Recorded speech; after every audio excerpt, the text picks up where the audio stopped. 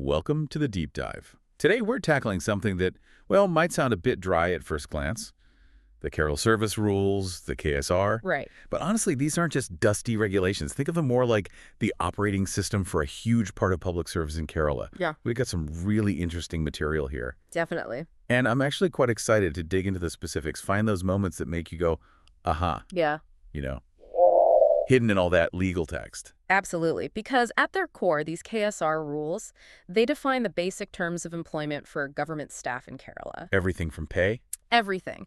Pay, leave when you start a new job, rules for foreign service, travel money, and crucially, pensions, and that death come retirement gratuity, the DCRG. But DCRG, that's the lump sum payment at the end, right? Exactly, a really vital piece. So these rules, they shape the day-to-day running of government, affecting thousands of people's working lives. Okay, so our mission for this deep dive is pretty straightforward. Pull out the key takeaways on who these rules cover, how they work, and importantly, where their limits are. Yeah, cut through the jargon. Exactly. Help you get up to speed quickly on this really important framework. So where do we start? Maybe with the authority behind them. Where do they actually come from? Good question. What's the ultimate source? Well, this is pretty significant. The state government issued these rules using powers from Article 309 of the Constitution of India. Article 309. Yeah. So that's the part of the Constitution dealing with public service recruitment and conditions. Precisely. It gives states the power to regulate their own public services. So these aren't just administrative decisions. They have a solid constitutional foundation, real legal weight. Wow, okay. Yeah. Rooted right in the Constitution. Yeah. That's quite something. Did the state legislature take it further? It did, yeah. Building on that constitutional base, the Kerala State Legislature passed the Kerala Public Service Act 19 of 1968, Ah, okay. which essentially cemented things further, adding that extra layer of legislative backing to the KSR. So, a really strong legal footing then. Constitutional and legislative. Now, what about the rules themselves? How are they structured? Is it one giant document? It's pretty comprehensive, broken down into three main parts. 3 parts, yeah. Part 1 has 159 rules that covers general conditions, pay fixation, things like that. Part 2 has 116 rules dealing with leave and joining time. Okay. And Part 3, that's got 151 rules focused on pensions and gratuity. Right. And when did these actually come into effect? Was it all at once? Now that's one of those interesting details. The timing was actually staggered. Staggered. How so? Parts 1 and 2, they both came into force on November 1st, 1959. Okay, 1959 for those two. But Part 3, the part dealing with pensions, that actually started earlier, November 1st, 1956. Hold on. 1956. 3 years before the other parts. That's right. Huh. That is an interesting wrinkle. Suggests maybe a phased rollout. Why do you think they do that? Well, it's a good observation. With big rule changes like this, sometimes parts are ready before others. Drafting takes time, negotiations maybe. Or maybe pensions were seen as more urgent back then. Could be. Perhaps they needed to sort out the retirement framework first? It definitely points to the complexity of putting something like this together. And you mentioned parts. Yeah.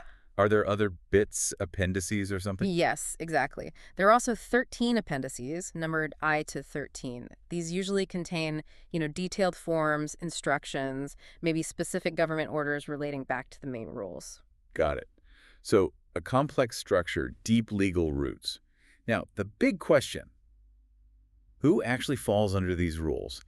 Is it every single person working for the Kerala government? That's a key point for understanding the scope. Generally, yes, the rules apply to every person in the whole time employment of the Kerala government. Full-time employment, okay. But, and this is crucial, there are specific exceptions. People these rules don't apply to. Okay. Who's excluded then?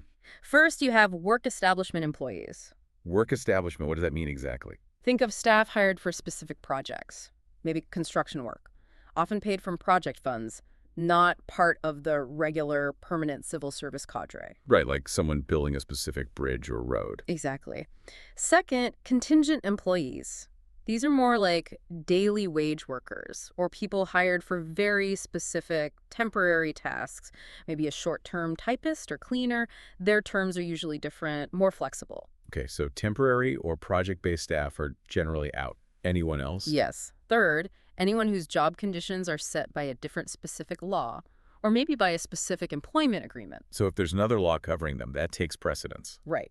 And finally, the direct recruits on the personal staff of ministers. Ah, ministers' personal teams. Yeah, they have their own special rules set by the legislature because their rules are quite unique, tied directly to the minister's term. This is really important then. It's not a blanket rule. These exceptions, like the work establishment or contingent staff, why carve them out? What's the logic there? Well, it really highlights that the KSR framework, with its detailed provisions on things like permanent posts, pensions, long leave rules, it's designed for the regular long-term civil service. Right.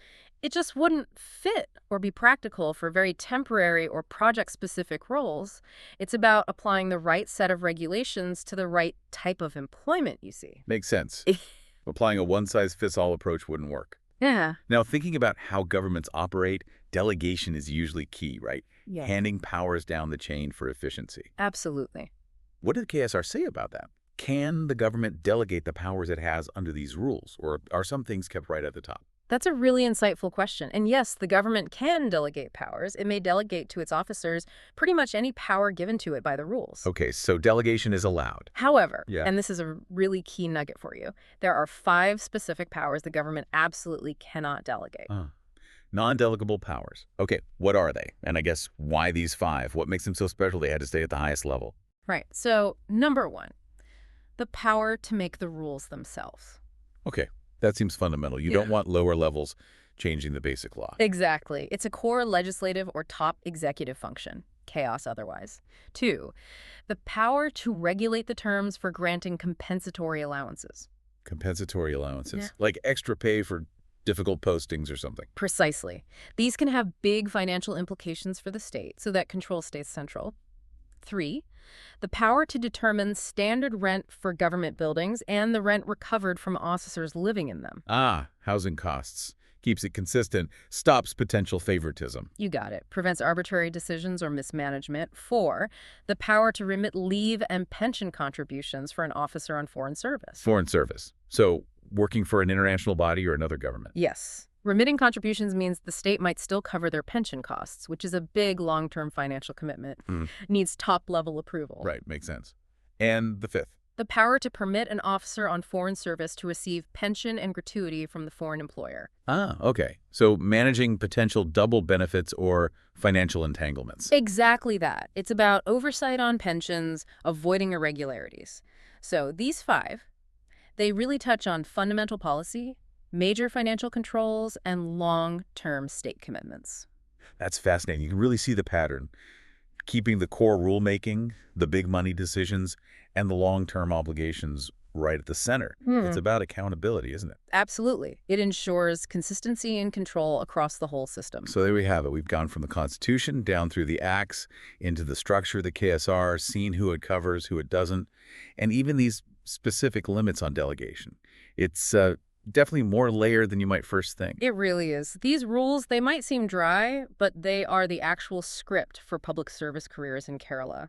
They provide that essential clarity and fairness from day one right through to retirement. They're the framework holding a lot of things together. The backbone, really, for stable and transparent public sector operations there. Well, thank you for joining us on this deep dive. It's been really illuminating. My pleasure. So what does this all mean for you listening?